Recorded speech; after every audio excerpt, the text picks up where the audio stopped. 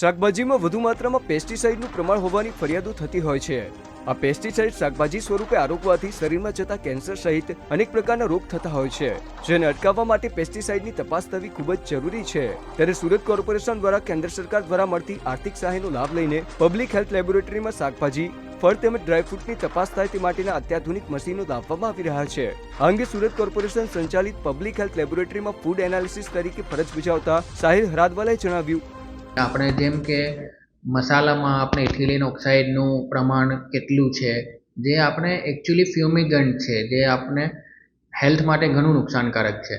ફળ, ફ્રૂટ, શાકભાજી, ડ્રાયફ્રૂટ જેવા વિવિધ પ્રકારના અલગ અલગ ખાદ્ય પદાર્થોમાં નવી પેસ્ટિસાઇડ્સ અને માઇકોટોક્સિન્સ જેવા ટેસ્ટિંગ કરવા જઈ રહ્યા છે। મહત્વનું છે કે આરોગ્ય વિભાગની આ નવી પહેલ હેઠળ શાકભાજી, ફળ તેમજ ડ્રાયફ્રૂટના સેમ્પલ લઈ પેસ્ટિસાઇડ, માઇક્રોટોક્સિનના રિપોર્ટ કઢાશે અને જો નમૂના ફેલ જશે તો કાયદેસરની કાર્યવાહી કરાશે। દેવેન ચિત્તે, Divya Bhaskar, Surat. Share and download કરો દિવ્ય ભાસ્કર એપ।